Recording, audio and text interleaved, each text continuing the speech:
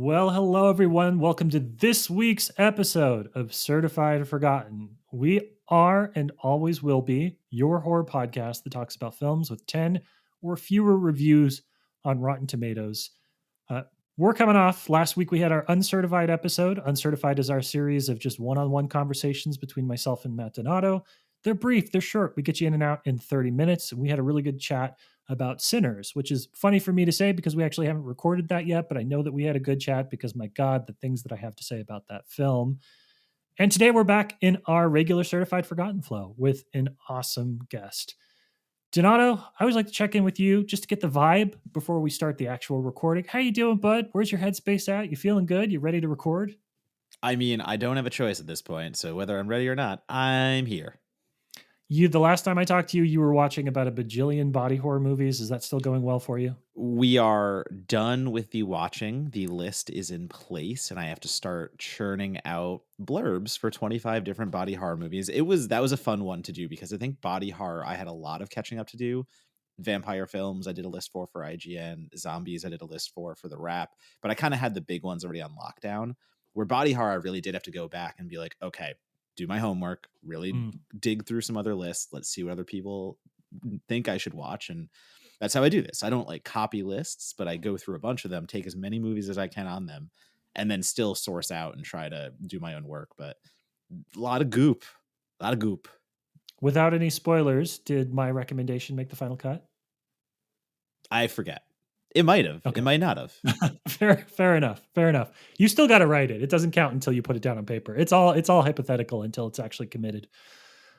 Well, speaking of a goopy kind of horror, I think this kind of qualifies a little bit as a goopy horror movie. You know, not just blood, maybe some other bodily fluids in the mix too. So I'm excited to talk about today's film. I'm also excited for you to introduce today's guest because I know that he's somebody you and I have read for a very long time. Sure thing, Mr. Monagle. I am bringing in a fellow Austinite, well, while you're still in Austin, Monagle, I should say, but fellow Austinite for the time being. It is going to be Mr. Matthew Jackson, writer, movie critic, and host of the Scares That Shaped Us podcast. Matthew, welcome. Hey, thanks for having me. Matthew, good to have you on the show. Always nice to connect with another Austinite. This is when I feel like I'm really bad at the social aspects because we've had a few guests on the show that live in Austin and that I've just never met in person. And I'm like, oh, okay, maybe I should get out there a bit more. I don't know. Yeah, I have the same thing. I go to screenings here in Austin as a film critic, and I think there's still at least half of the members of the Austin Film Critics Association I don't know and have never spoken to because I am just there for the movies and the social anxiety. Yeah, and I don't know what you do if you do stuff between the hours of 9 to 5, but I also find that the energy that I have to schmooze after a long workday and then a movie that I've had to drive 40 minutes in traffic to go see, Austin traffic in particular, to go see, it's just it takes a lot out of me. I think that if I think if everything was within walking distance, I would be a much friendlier film critic, is what I think. Or if we had if we had that metro that we've been promised for the better part of 2 decades. Yeah, I'll let you know. I'm planning on staying here, so I'll let you know if that metro ever happens. But I'm betting like my grandkids are still going to be waiting on that thing.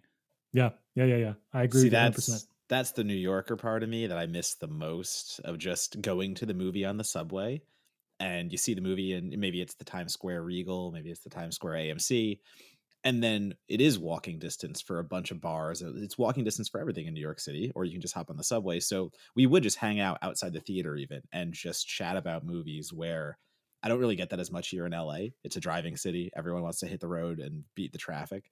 So that is the one thing I do miss. A lot of schmoozing, a lot of having fun. And like, you see the movie, you actually get to talk about ideas with other critics. And I don't know, like I always got a good basis for where my review is going to start when I got home.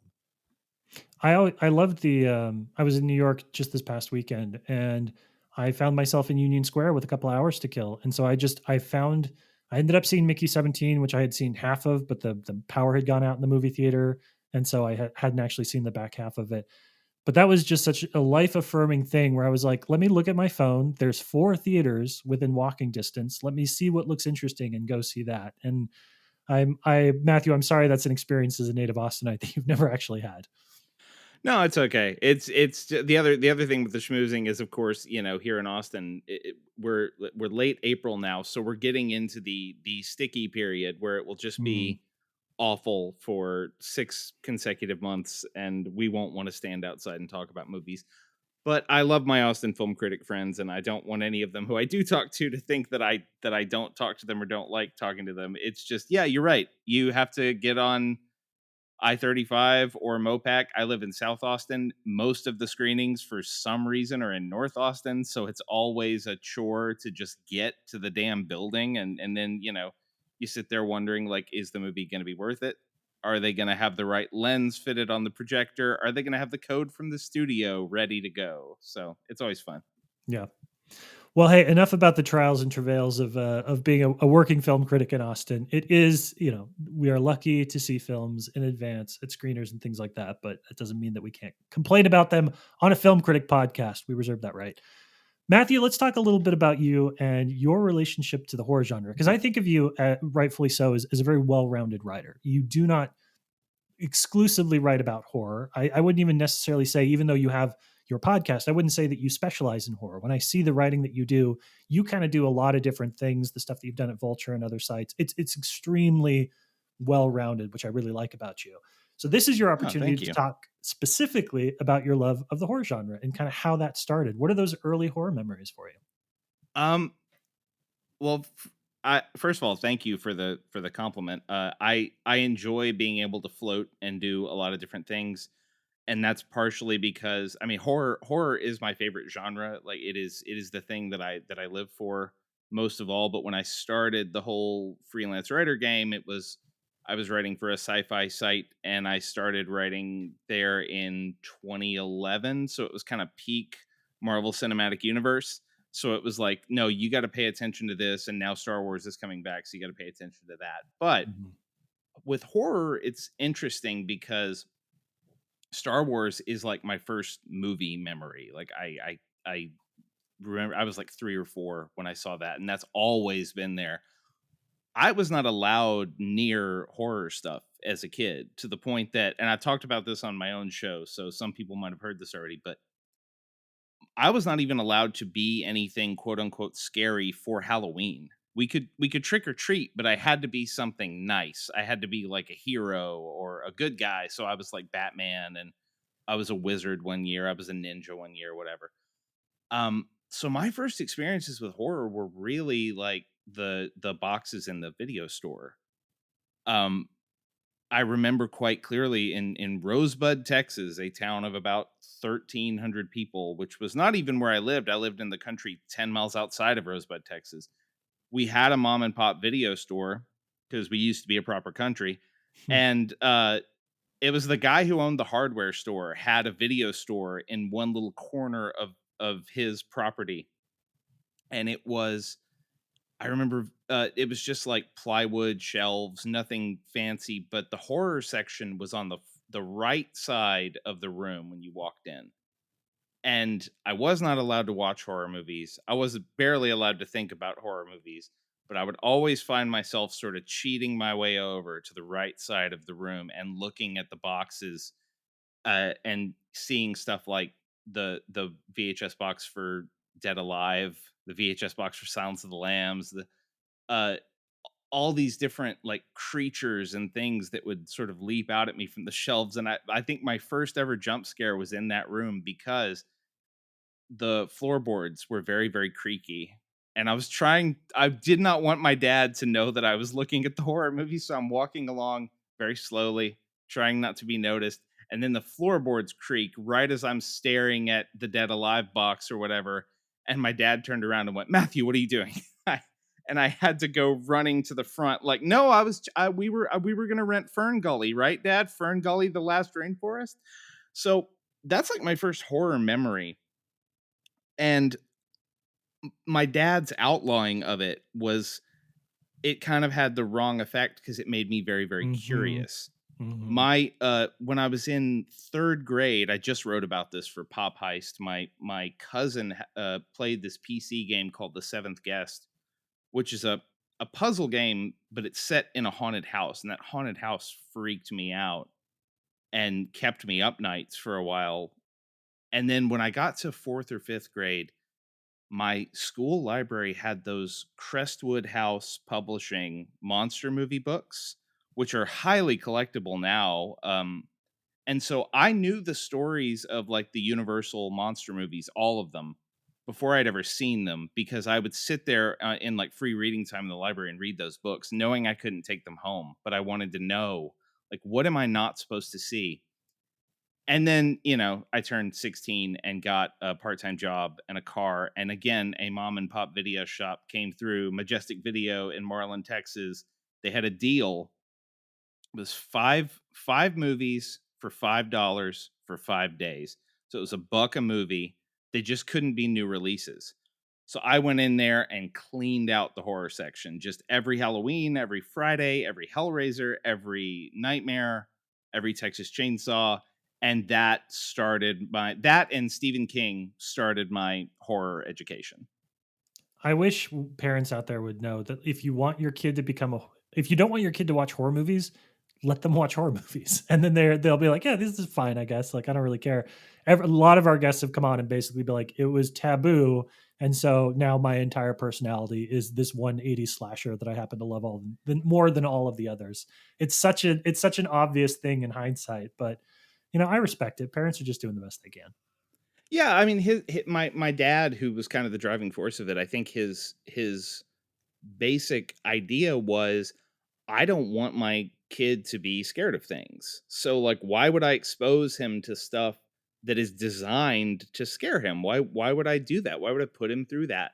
And when I saw that computer game with the haunted house in it, and it scared me, my dad took that as evidence of like, see, of course, this is what we're trying to avoid. He's freaked out now. He doesn't want to sleep. Why would we expose him to things like this? But then, I was born in 86, so the sort of direct to video horror boom was happening when I was a child, as was Stephen King was everywhere. You couldn't walk in a grocery store without a Stephen King book jumping out at you, and all the miniseries were happening. I still remember like a VHS tape of The Stand recorded off TV, like, made the rounds in my family. Like, it would be at it would be at my house, it would be at my grandparents' house, it would be at my aunt's house, and like they were all trading it back and forth, and it was Stephen King's The Stand, and I was like, what's happening in The Stand? I have to know what this is. And I still have that itch. That is still a big part of what drives me to horror stuff is, something. I remember when Skinamarink was going around a couple of years ago, and it had played at like one festival, and people were like, it's the scariest horror movie ever, you have to see it. And I had that feeling of like, what is in this movie? What secret knowledge are you keeping from me? So I still feel that. I love that. I do. I miss how integral the Blockbuster experience and the mom and pop video store upbringing was, because to your point, I've said this on the podcast before, so I'll be brief about it, but I avoided the horror section. I definitely had a little bit of the same upbringing where horror was not a thing in my household. I don't think it was a direct aversion, but it was a byproduct of two parents who had no interest in horror. And why would we watch that? It's scary, spooky, blah, blah, blah. But it manifested in me in the opposite way, where it stoked your curiosity, but it did build an anxiety in me. So it was very much like, oh, I should be afraid of this, so I am. And it's Child's Play too. It's Chucky with the scissors about to cut the Jack in the Box cord.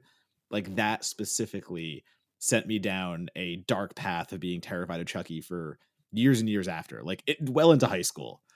It's just really fun how that plays out, though, and you can look back on it because we both ended up in the same place. We're both writing for AV Club and Paste about horror movies. So, like, yeah, I do think that there is, to put on my marketing brain for a second, you know how if you go to like a Draft House movie and they're doing a free screening, they'll do like a food voucher, like ticket for free with $5 food voucher. And the reason they do that is because the way that you do free events, if you actually want people to show up, you do like a small financial cost. So you don't do free tickets, you do like $1 tickets or a food voucher thing, and people are more likely to follow through than they were if they just get a free ticket because it's sort of devalued otherwise. They'd be like, it's free, I can just skip it, it doesn't matter. But like, I spent $5 on this, I'm definitely going to go. And I feel like that's one of the things that we lost when we moved from video stores to streaming is, you know, 5 movies, 5 days, $5. That's nothing. That's not a ton of money. I mean, it was when we were in high school, but like even objectively compared to what it would cost to buy a new rental, that was the fee of one new release rental for like 2 nights. So we knew that that was a good deal back in the day. But because we spent money on it, I guarantee you, Matthew, you probably watched every movie every time. Whereas now we fall into this thing where we're like, there's a million movies we can watch on streaming, but I didn't make any kind of a financial commitment to any of them individually. Like, I don't feel like I need to follow through. So, like, I start it, maybe I don't, or maybe I look at it and add it to my queue and I'm like, another time. It was that $1 rental fee with the time thing of being like, I have to watch this in 3 days, 5 days, whatever, they're going to pay me. That made me watch so many more movies. And I miss that muscle now because I feel like that muscle's gotten weak. And I'm like, I don't actually need to finish this movie if I don't want to, or I don't need to watch it at all if I just add it to my queue. Well, and the other amazing thing about that deal was I may have walked in that store thinking, okay, I just saw Friday the 13th, part 7, so I need to pick up part 8. But then it's the deal. It's like, do you pay $2 for one movie or $3 for one movie or whatever? Or do you pay $5 for 5 movies? So it Mm-hmm. became this quest of like, okay, what have I not seen yet? Okay, I haven't seen this Hellraiser. I haven't seen this Nightmare on Elm Street. What the fuck is Mountaintop Motel Massacre? I don't know, but I'm gonna find out this weekend because I need to get 5. And it really was just a wonderland of like, I have no idea what I'm about. And that is another experience that it's not gone with streaming. It's still there, but this feeling of discovery, it's not as potent when it's not an object that you can just pick up and go, what is this? I still find stuff on streaming, but I'm also, because of my job now, I'm so inundated with information about. I know you both go through this too, where it's really hard to watch a movie without knowing anything about what you're about to experience because Yeah. we have to be plugged into this shit all day. Which is like one of the great things about Sinners. When I saw it, I had not seen a trailer. I did because I didn't have to cover it. I was Yes. gonna write a Thank God for review. you. Yeah, I was gonna write a review when I saw it, but like I knew that it was Ryan Coogler doing Delta Blues vampire horror with Michael B. Jordan, and I went, cool, let's go. And it was just such a nice, fun part of being a teenager in a video store, just being able to be like, I have no idea what Slaughterhouse is going to be like, but it's got Mm-hmm. that crazy poster with the guy with the giant meat cleaver, so I'm gonna try. Slaughter High, jester mask on the front. I'm like, what is this? Totally not what sold. Hilarious. Yep, Love it. yep. But I think, not to be too dire, but I mean, movie watching has become a passive experience. We were talking about when you would rent a movie and it was a big deal and you'd gather around with your friends and do all that stuff, where streaming has made it easier, but it's made it easier in a negative way where we are now hearing stories and valid stories from filmmakers being like, cool, I'm now being asked to make background noise, basically. I'm not making a movie, I'm not making a TV show, I'm making something that Netflix can promote, but ultimately it's just there to be watched every 5 minutes. And the art is being stripped down to content. And that is what we are getting more of. And I think that is influencing a negative downturn in the way that we are. You know, you go to rent something for $3 or whatever, and there's just more of a, I paid for this, I have this, I'm holding it, all like everything you said, like everything about the experience itself. It just, like, it was so cool to rent a movie and go sit down and watch it at home, and you're Yeah. like keyed in, you're locked in. Now, going back to what Monagle said, there are a billion options. Number one, how can you watch everything? So you're trying to cram things in and you're going to speed through them. Like the people who watch things at 1.25 or 1.5 just so they can get through things quicker. It's more of a completionist thing now than it is a respect of the medium. And like, I mean that across the board. I mean, Sarandos just came out with that quote saying movie theaters are bygone. Like movie Yeah. theaters aren't the way forward, streaming is. And like, that's depressing because we are inching closer and closer to that stripping down of the entire medium to being nothing but capital C content. Can I ask a question for both of you? Just because I'm curious. I recently was going to go watch the first season of Hap and Leonard. I had discontinued whatever streaming service it's currently on. I don't remember. And I was like, I am not going to sign back up for this just to watch this one thing. I'm gonna kick it old school. I'm gonna go to the library. Do either of you get films from the library? Is because that's kind of to me the closest thing we have to that video store experience that still exists, where you're like, I go there for a purpose, I'm looking for a thing, I get more if it's on the shelf and I'm interested. I feel bad because I don't feel like I've replaced the video store experience with the library experience in a way that probably would be better for everybody involved. Matthew, do you go to the library at all? Oh yeah, yeah. I mean, a big part of what I do is books. I cover horror books a lot. I have a podcast devoted to horror writing. So yeah, I use the Austin Public Library all the time, both like digitally and physically. And I do love the feeling of going and just kind of looking through their Blu-rays and seeing what they have. It's sometimes it's, I'm doing a specific thing for research and I need a specific. But one time I just got a wild hair that like I you know what, I don't think I've ever seen every episode of Tales from the Dark Side, and now I can find that places online, but then for whatever reason I couldn't. It wasn't streaming anywhere. Yeah. But the library had the complete series box set, and it felt so good to get that thing and take it home and just go like, yeah, this is like George Romero worked years of his life on this, and now I'm holding it, and I don't know why I can't get it more widely. And to be honest, like I think that we were just talking about the video store experience. The movie that I brought for you guys is not a movie that I initially saw through a video store, but it is a direct to video movie from 1990. And Donato was talking about capital C content and watching all these things passively, and this used to be one of the great things about the video stores. There were movies in there that never got a theatrical release, that someone a lot of them, I mean, I've seen all the Children of the Corn sequels. A lot of them were people just like trafficking in a concept to get a check, to get Sure. something made.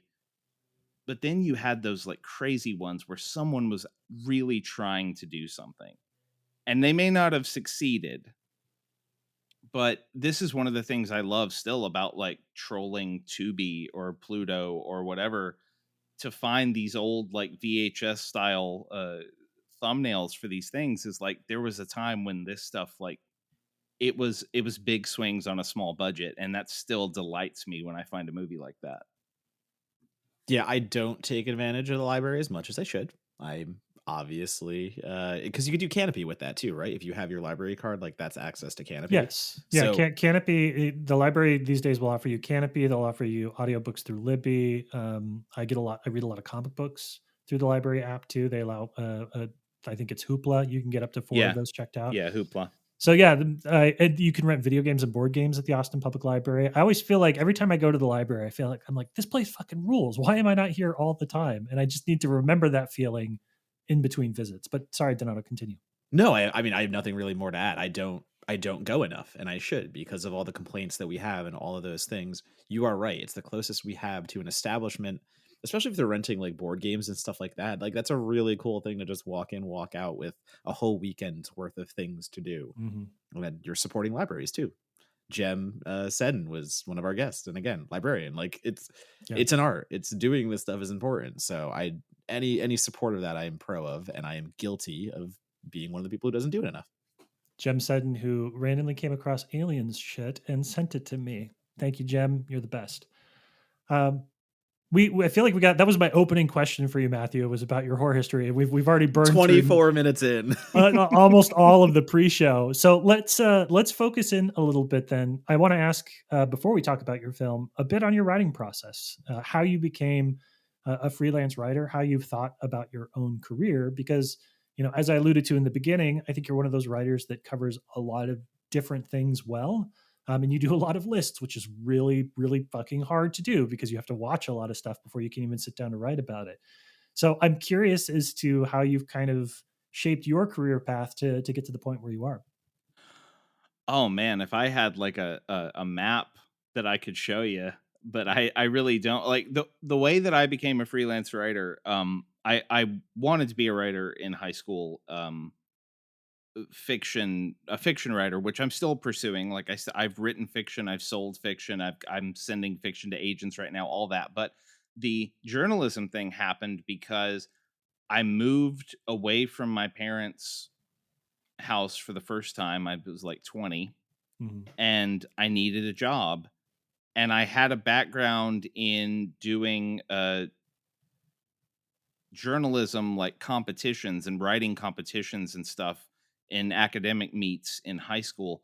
And I basically talked my way into a job at the newspaper in Huntsville, Texas, the Huntsville Item. And I started there in 2008. And I always wanted to write about movies and maybe make movies. I was just really into movies. And I said, "Do you have a film critic?" And they said, "We do, but we don't like him." And I just kind of kept banging that drum of like, "Well, look, if you want a new film critic, I'm right here. I'm right here."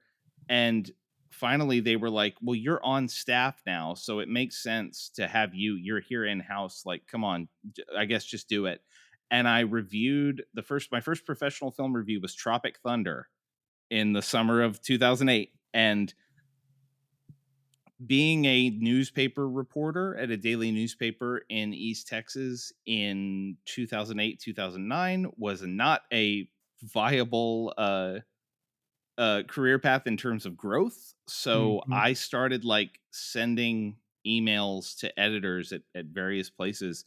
And a dude named Scott Edelman, who was editing, it's now Sci-Fi Wire, it was called Blaster at the time, uh, answered my email. Scott's an old he worked at Marvel Comics in the 70s. He's written a lot of books, a lot of short stories. He's a multi-time Bram Stoker nominated short story writer.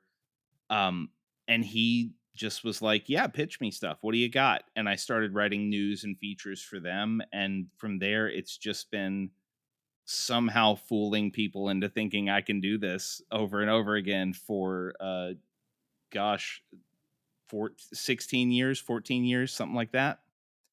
And my process, it really like, I tell my wife this sometimes because like she has a 9 to 5. She has a job that has set expectations in terms of time spent, and I do this. So whenever we have to like travel, and she says, "Well, what are your work needs while we're traveling? Can you take time off? Can you do this? Can you do that?" And I'm like, "My job is there is a train steaming toward me, and I have to lay down the tracks while that train is steaming towards me. And if I ever stop, the train will crash and kill us all." And it really is a matter of just like chasing stuff around. And like, I'm very, very fortunate. This is not a job that I would. So many more people had this job when I started than have Mhm. this job now. A professional freelance entertainment journalism is not the best gig in the world in terms of job security. So it really is just I'm so fortunate to do it. I'm so fortunate to have editors like Donato just alluded to, Jacob Oler at the AV Club and Jim Varell at Paste, Brett White at Pop Heist, my buddy Trent Moore at Sci-Fi Wire, who all trust me enough now to say like, "What are you interested in? What do you like? What do you want to write about?" And I'm able to do that. And I'm also able, like you talked about the list thing, that's just of years of not going outside, which Fair enough. is a tradition I still keep most of the time. I love that. Yeah, it's when you talk, I feel like we're now the old guard of film criticism. And part of that is some of the names that you mentioned. Like, I remember when I was a staff writer at Film School Rejects, and Jacob Oler was a freelancer. And now he's an editor for one of the most prestigious film publications that's available to us. You're just like, I have watched entire careers rise and I've watched entire careers fall. And it just makes me feel old. It makes me feel a little bit old. I'm not going to lie. It's a weird thing to like look around now and go like, oh, I used to write with him and he doesn't do this anymore, or I used to write with him and like he's editing. And I mean, one of the joys is like seeing people that I have known for years now, like people like BJ Colangelo, who's a friend of mine, like rise to the level of prominence and respect that she deserves. But then, you're always waiting for the other shoe to drop, and it might not drop on you today. It might not drop on you tomorrow, but I'm hanging in there. I'm gonna keep doing this until they turn the lights off, or until I sell a novel. One or the other. Yeah, I mean this industry, I won't harp on it that much, but we've talked about this extensively on the podcast. We let the inside baseball fly.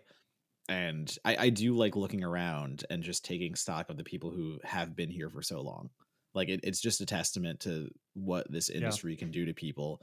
The ones who, and it's not even they can't hack it. It's just some people aren't meant for this. Brilliant writers that I know have walked away from this just because you have to be fucking insane to really put all your time into this and be any kind of entertainment journalist or any journalist really, like any type of creative process at this point. You have to be fucking crazy to do this. And everyone that's been doing this a decade plus, 2 decades plus, like that is nothing but passion and love. And you have to know that's where it's coming from. It's not because this industry takes care of us. Trust me, it is because we all want to be here. And you really have to want to be here to do this long term. Man, I remember a few weeks ago someone shared something, and I don't remember which writer it was, but they were talking about when they were under contract at Vanity Fair in like the 90s, and it was like my job was I had to turn in 4 reported features a year, and I got paid $250,000. And I think that so many people have that view of like, oh, you're a film critic, you get paid very well to be judgmental. And like, first of all, I try not to be that judgmental, because like it's hard to make a movie, and probably a good 70% of the movies I see are just fine. They're not terrible, they're not great, they're fine. But also like, no, this is not a thing. Like I'm my wife and I are fine, everything's fine, but it's not you really do have to care about this stuff to stay in the game. And sometimes you have to care about yourself enough to get out of the game, because like Donato said, like you have to be a little crazy to do this day in, day out. Well, we all 3 of us know what it takes, and the kind of movies that you need to write about in order to have a successful career. So today we're going to throw all those fucking rules out the window, and we're going to talk about a 1990s direct-to-video horror film that bills itself as sort of a pseudo erotica. So when we come back, we're going to talk about Pale Blood. We'll be right back.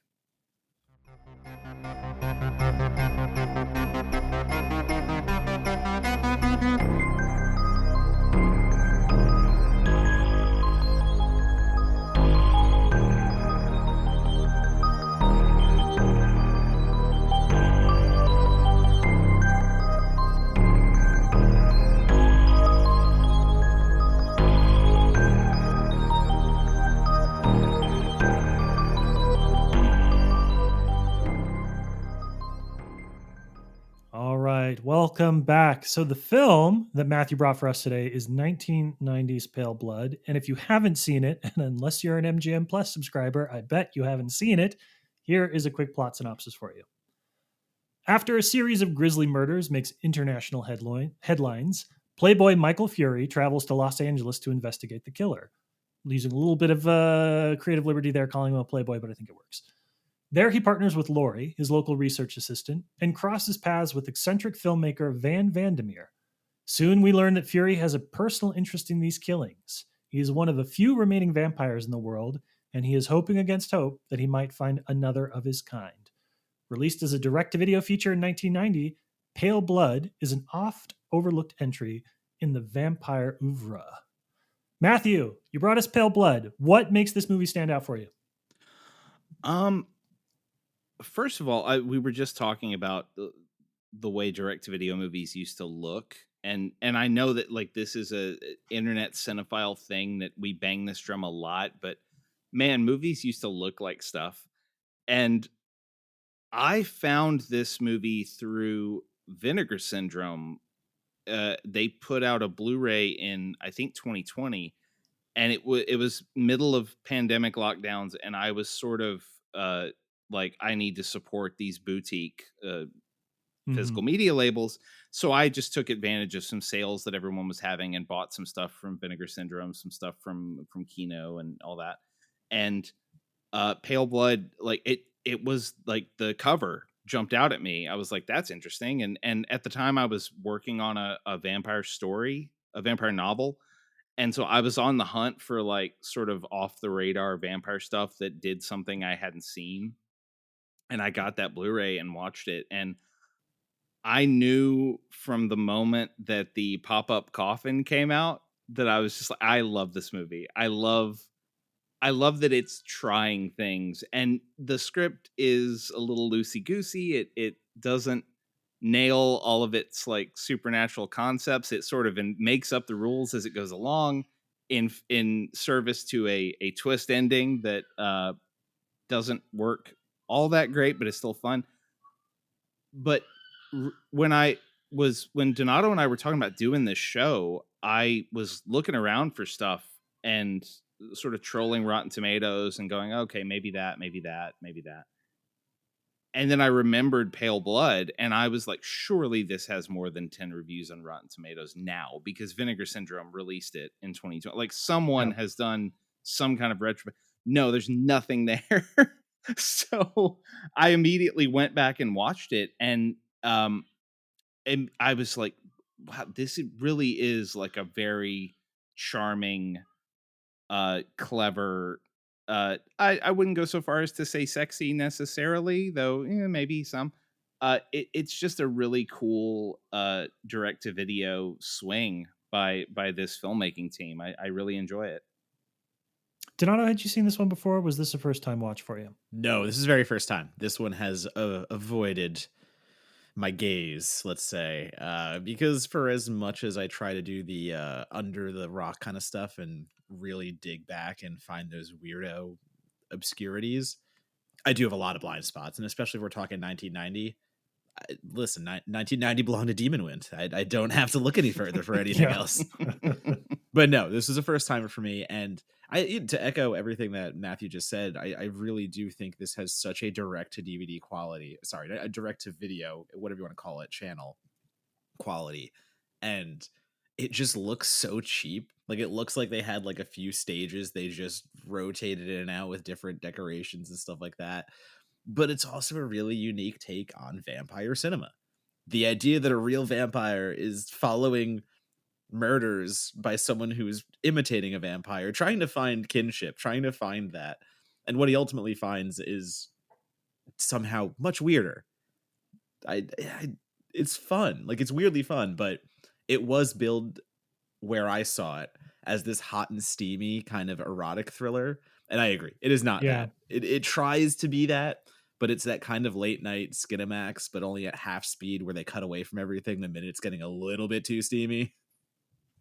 Yeah, because when this was released, just to do the math here, George Chakiris, who plays Michael Fury, was 58 years old when the film was released. So like, which, I actually, his age in the movie doesn't bother me. I think that he is an elder gentleman. I think that he looks the part, but there is a sense of perhaps hard to, you have Gerard Butler and Dracula 2000. You're sort of like, which is the sexiest of the vampires? And no disrespect to George, but I don't quite know if he was the hot and bothered lead, although he does have sort of that elder statesman vampire, like classic Dracula kind of thing, which does, I think, work for him a little bit. But I think we can all agree that maybe on what they wrote on the poster and then on the VHS cover, an erotic thriller. I'll give you thriller and I'll give you A or an, but I don't know about the erotic part.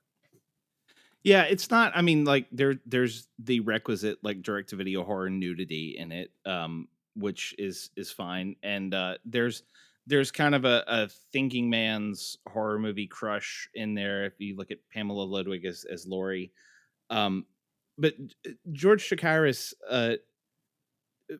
bit of movie trivia for listeners. Like if you watch White Christmas every December and you see the sequence where Rosemary Clooney is singing "Love You Didn't Do Right by Me" in that slinky black dress, the featured male dancer who is in that number with her is George Chakiris, Yeah. He was uncredited, but he had a dance background and never really became a movie star, but like he was a working actor. And I have no idea. There's not a lot of information that I could find about the making of this movie, so I don't really know how he landed the role, but he does. I think it's his dance background. He has um this sort of grace to him that Hmm. lends itself to something vampiric.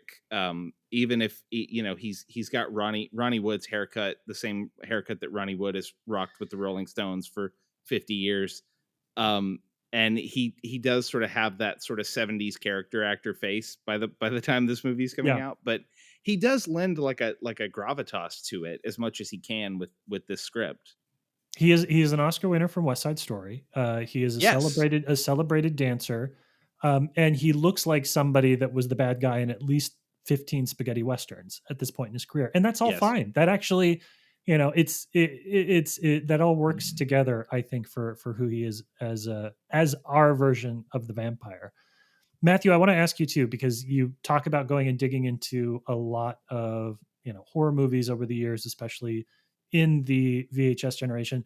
I am not a huge appreciator. I haven't seen a ton of his films, but I know the draw for this for a lot of folks is probably Wings Hauser, because tons and tons of people are big fans of the wacky shit that Wings Hauser does on screen. So are you familiar with that man's game? Does this stack up against some of the other roles you've seen him in? I'm not like a huge. I remember, yeah, I mean, Wingshauser just passed away Mhm. like 6 weeks ago as we're talking about this. And I was never like a Wingshauser fan, which isn't a dig at Wingshauser. I just never clocked him as like oh, I need to watch this guy. But I Yeah. know that, you look back at his, Terror in the Isles and what's the other one that I'm now forgetting even as I'm glancing through the Tales from the Hood. Yeah, he's in Tales from the Hood. I definitely recognize him, but I'm not like a Wingshauser guy, but I love this movie. I Another time that it occurred to me that has probably led me to eventually bringing it to this show was when Maxine came out, and I was kind of thinking about the the sort of seedy version of Los Angeles that Mhm. this film depicts, and Wingshauser as Van, the artist who kind of seems like his art is just to get girls to do weird shit for him on his camcorder. I'm like, I wonder if Ty West has seen this movie because it had that vibe for me. I imagine he must have, yeah. I mean, to me, this is Wings Hauser's movie. As much as Shakiris is a main part of this, obviously, as said vampire, is an understated vampire. He's not as overt as other genre films. This movie isn't as bloody and bitey as other vampire flicks. But I think Wings Hauser is having an absolute blast playing the exact character you have described there, Matthew. And there is just this weird fetishistic qualities to his artistry as he's getting women to like break eggs with their Oh, the knees, egg. and the egg like, oh no, I gotta record it running down. It's so weird. It's so specifically LA weird though, in a way that like you can get away with in that seedy kind of. I'm not saying that's all of Los Angeles or that's what it is anymore, but when this movie came out, Los Angeles was a seedier place. It's what it was, and Yeah. that stuff is still there. So Los Angeles has a history. The same theater would be an art house, a multiplex, and a porn theater. And if you understand that, you understand this character. Yeah, for sure. yeah, so I credit that to being more his movie. Yeah, go ahead, Matthew. No, no, it really. I mean, he is. I mean, as we come to learn as the movie goes on, he is the driving force behind everything that's happening, basically, because he's not just a seedy videographer who likes to videotape women doing these sorts of weird, macabre, kinky things. He's also a collector of vampire hunter ephemera. He has old ancient swords and masks and all this other stuff that he's gathered over the years because he's really into the idea of vampires being real. And we learn that like the whole movie is because of him, that he has been doing these murders in a way that mimics vampirism because he wants to meet and capture and film a real vampire. That to me is the twist. I don't know if twist is the right word because it doesn't really land like that. But that was the reveal that I enjoyed the most about it was him being like, no, I'm not just the weirdo who likes girls to break eggs between their legs. I'm also a vampire hunter in training, waiting for my moments. Yeah, it actually reminds me a little bit. There's this movie called Mimesis, Night of the Living Dead, and it's literally about these wackos, we'll call them, and they want to like they kind of get off on recreating horror movies in real life.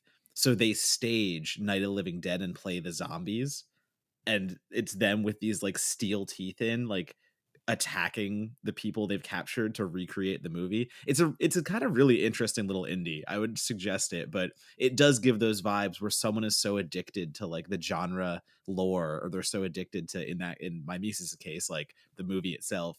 Like, yeah, like I want to recreate that. I want to bring that. And the idea of Van being so addicted to vampirism, being like, I want to get a real vampire here, like, so I'm gonna be one.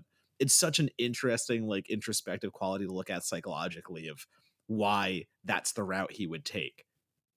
And I one of the things that I really like about this film is how it sort of updates the vampire mythos without necessarily being too aggressive about it, right? Because we've seen versions of this where they're, the characters are basically like, "Oh, I thought vampires could and couldn't," and it be like the unpacking of what vampires can and can't do, or zombies, or ghosts, or werewolves, or whatever, is sort of it's that metatextuality that most of the film exists just to be in dialogue with other films in this particular subgenre, and it's a very tough thing to articulate, but Pale Blood isn't in dialogue with any other vampire movies other than itself. Which, if you watch it, I think you'll understand what that distinction is if you haven't seen it already. It kind of has lore that it's interested in playing with, and it certainly, I mean, the idea of a travel coffin and the way they set that up is fucking brilliant. I love that so much. But it's not here to, it references vampire movies constantly. It has Nosferatu literally playing on screen, but it's doing its own thing, and it isn't really trying to subvert or reinforce tropes from other vampire movies. It just kind of picks and chooses the shit that it likes, and that makes it a little inconsistent, sure, but it also makes it stand alone in my mind versus a lot of films that only exist if you've seen the other movies and you know that they're doing like these meta jokes and blah blah blah. I like the fact that it's sort of like, here's our version of vampires, take it or leave it. It reminded me of Sinners. Yeah, it's. I mean, you mentioned the pop up coffin, which is the gimmick that will stick with me forever in this movie. He is to the extent that Michael Fury, to the extent that Michael Fury is a character. His whole deal is like, I'm here because I want to know if another vampire is here, Yeah. because I haven't met another actual vampire in a really long time. And he sort of plays it as, I am over all of these conversations, to the Yes. point that like when he meets Lori, who is she works the night shift at a detective agency, and she's been in contact with him about these murders. She is very into the lore. She's sort of a, not quite a goth chick, but she dresses like that when she goes out. Uh and she's watching Nosferatu in her apartment. She has all of these sort of spooky things around that she enjoys, and he is very much just like, I don't care what your like preconceived notions about all this stuff are. Like, I'm tired of hearing about Dracula. I'm just trying to figure out what's real. And the movie is not that deep, I don't think, but it is doing its best to like hit on some bigger ideas. And one of the bigger ideas, I think, is the idea of like being a vampire in 1990, like after you've seen decades of vampire movies about your life essentially, and then realizing that there's not many of you out there anymore, would be like a really lonely thing. Yeah. And Shakairis like plays Michael as this very just like, I've heard it all, I've seen it all, I just want something that's authentic to the world that I know. And I think for that reason, it's a great performance from him, even though, yeah, Winks Hauser steals the movie. It definitely has. He's got Methuselah vibes, right? Like the guy that's Yeah. been alive for too long. And it definitely feels like it's more of an Anne, which would make sense, more of an Anne Rice kind of tortured vampire vibe. But it works, and you're absolutely right. The character being over the lore of being a vampire, and just kind of the movie being like, we're just not going to do that, like we're going to avoid it. And then basically, like, he has some vampire powers, he doesn't have other vampire powers, but he doesn't need to explain the logic of it because it's been like 600 years or whatever for him. It's a very different vibe than a lot of vampire movies we watch, and I did like that quite a bit. But does that make it harder to recommend then to somebody expecting a more generic vampire tale? Because like that's what I was thinking about the whole time. How to recommend Pale Blood to your common horror fan or a common vampire appreciator, because as much as that's a fun quality to me where he is over being a vampire and over the lore, like how do you make a vampire movie but also ignore that in a way? Well, I think that's why Laurie is there. And we can talk spoilers. So like the biggest twist at the end of the movie is uh he came looking for another vampire and he thought it was these murders, and he has this like amazing line where he's like, and this is one of the ways that they differentiate from other vampire movies, where he's like, why would you have to kill someone to be a vampire? Couldn't you just like take the blood you need? And then, which he gets a girlfriend. Like the first thing he does after he rolls up in LA is meets a girl at a bar and takes her home, and you know, they sort of have sex in that sort of Showtime on a Saturday night way. And then but you know, he doesn't kill her. Like there's a great scene where you think she's dead, her roommate comes to wake her up, and she doesn't wake up right away, and you think, oh no, he killed her. And then she wakes up like, why are you bothering me? I was asleep. um so he comes looking for another vampire, doesn't find it with the serial killer, which is Van, but he finds it. The reveal at the end is Laurie is actually a vampire, and apparently has been this whole time, and didn't want to tell him because she also wanted to make sure that he was the real deal. So it's a very odd, like, that's the part where the movie sort of, if you think too hard about it, the movie starts to kind of crumble in your hands. But Laurie is the sort of fire, and it's very funny because one of the reasons I picked this too is there's a really good red gel, a couple of good red gel shots that I knew Donato would appreciate. That's Matthew. That's I pandering. listen. That's pandering. We followed each other on social media for years. I know what he likes, but anyway, Pander to me, baby. I had so it has, but it does this cool thing where there's a moment where Laurie is in her room, sort of trying to be telepathic, and maybe she is and maybe she isn't, but she's sort of meditating in her room, and it's like bright crimson Mario Bava red. And then you go to his unfurnished condo, which he specifically requested to be unfurnished, which probably just means they couldn't pay for furniture in that set. And he's bathed in this sort of pale blue light, and so they are like this fire and ice thing where she's all about it. Like, yeah, let's find a vampire. Let's prove that vampires are real. Let's prove that ghosts are real while we're at it too. Let's do the whole thing. And he's just like, come on, this is all like, can we just figure this out or not? And I love that about it, and that gives away the twist, so it's hard to recommend it that way. But I find the way that Michael moves through the world and the way that the world reacts to him to be both funny in a B movie kind of way, and like weirdly endearing, because he is thrown into this culture where like Anne Rice's first 3 or 4 vampire novels have already come out. The Hunger has already come out. The Lost Boys has already come out.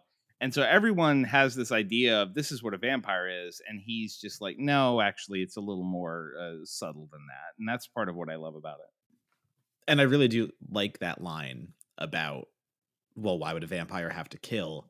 Because then the commentary becomes Van's obsession with vampirism and the way that we sell it. Like, we're the ones making them the monsters.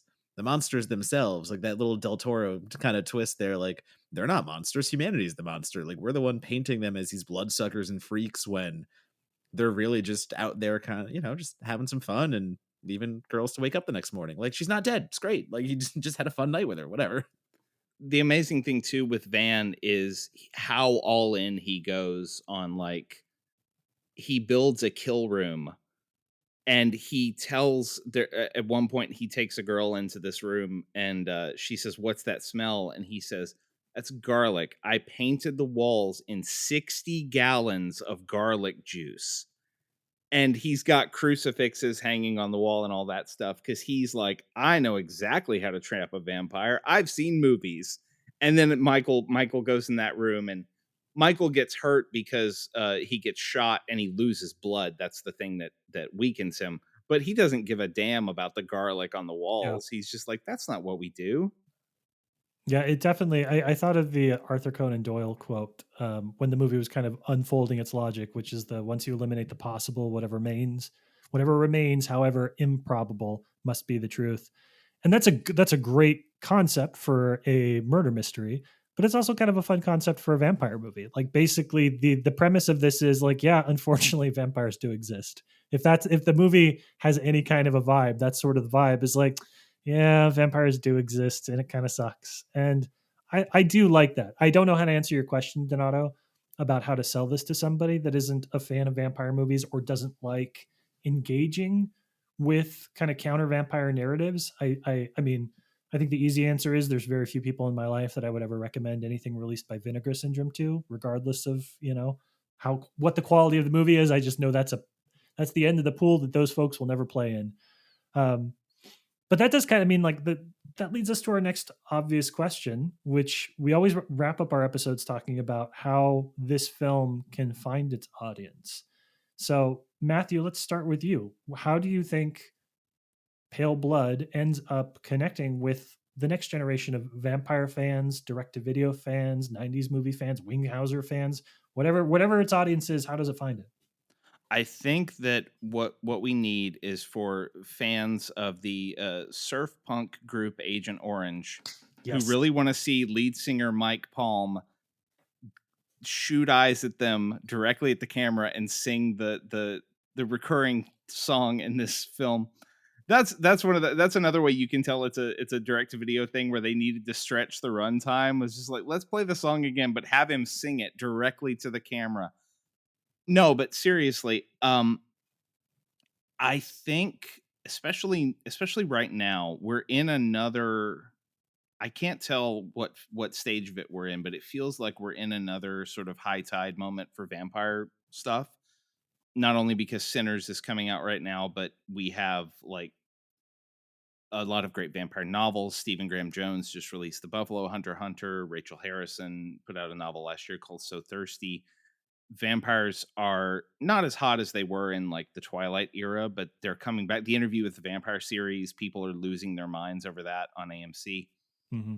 I think that part of it is just like, hey, here's a vampire thing you've never seen before that's actually stylish in its way and has something to say. I also think that crazy people like us who will go dig through Vinegar Syndrome bins or like troll streaming services in the middle of the night looking for this stuff are hopefully going to drive a little bit more attention to movies like this, because it, like we were talking about it in the beginning, like direct to video stuff for years had this rep, and deservedly in its own way, that like, oh, this is the bad stuff. Like the good stuff makes its way Yeah. to theaters, the bad stuff goes to the video store. um but these movies in this era of horror, when direct to video was arguably at its peak in horror, really did have some style to them, and they had something to say. Like this movie has like 4 sets, but they're lit, like they have a point of view, like Mm-hmm. they try cool things with the way the light works. They throw every trick that they can afford at the camera. And I'm never great at like marketing things other than just telling people like, hey, this is cool.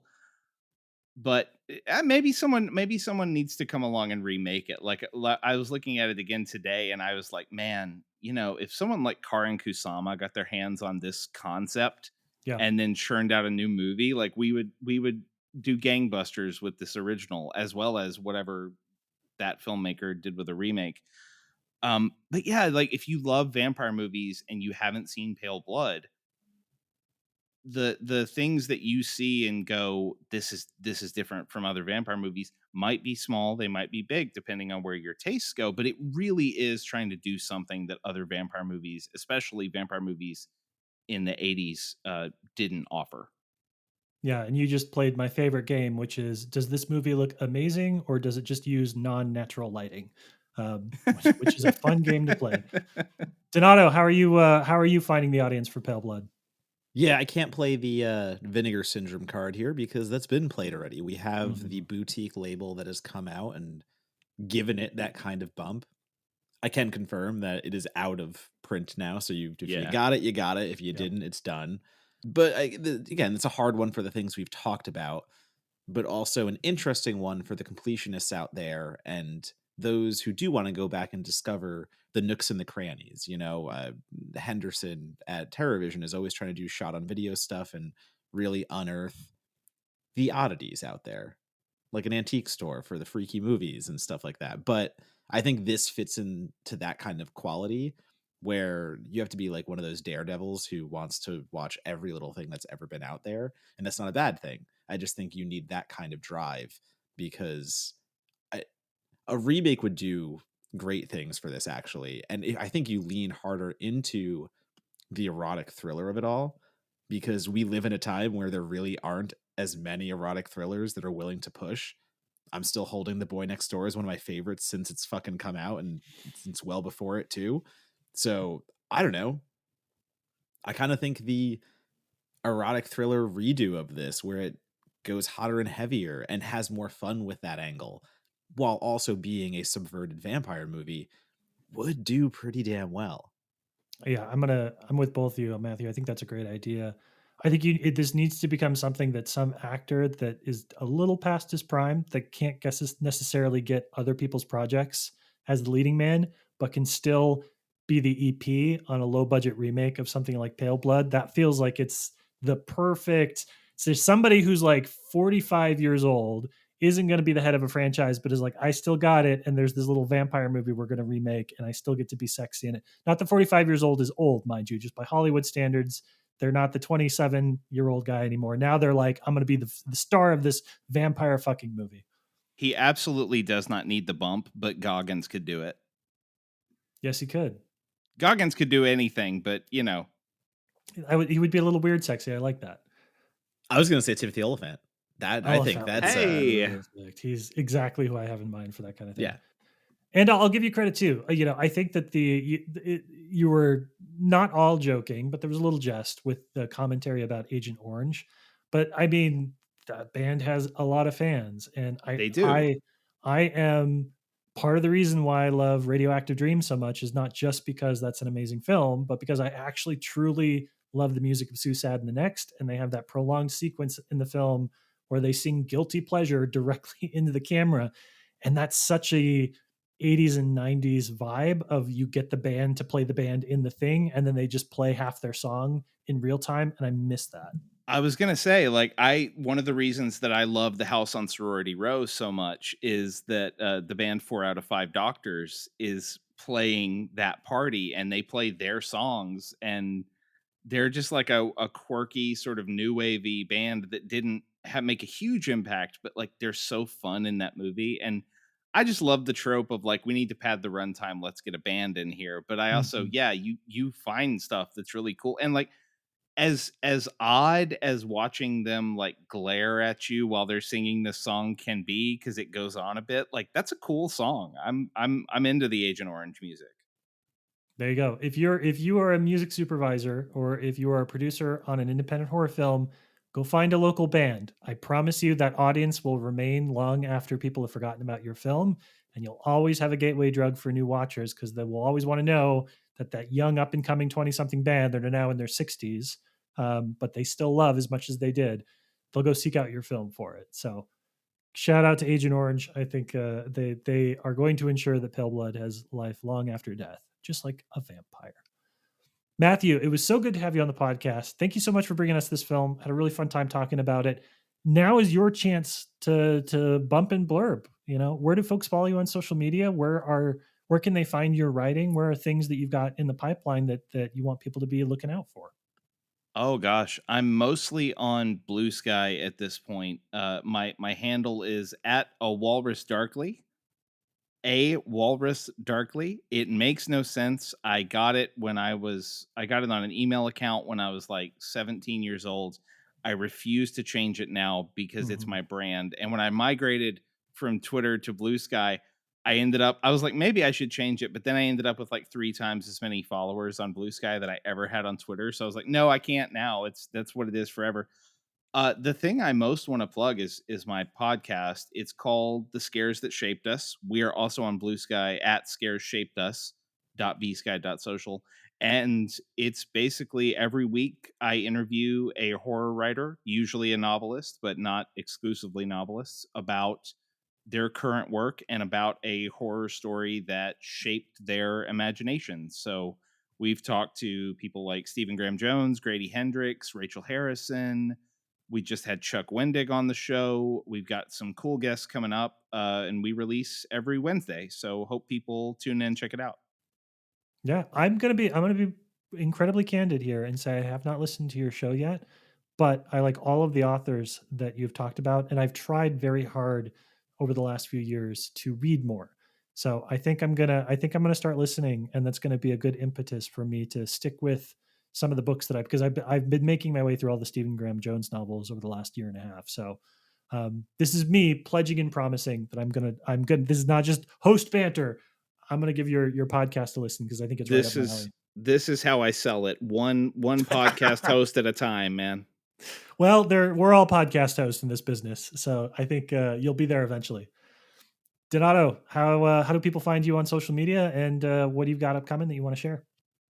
You can find me at Donatobomb, DONATOBOMB, also an old Xbox gamer tag, and I have also not let go of that to spill that bean. But yeah, you can find me at Letterboxd, you can find me at Instagram, and you can find me at Blue Sky. Those are the 3 places you will find me engaging the most, sharing all of my work.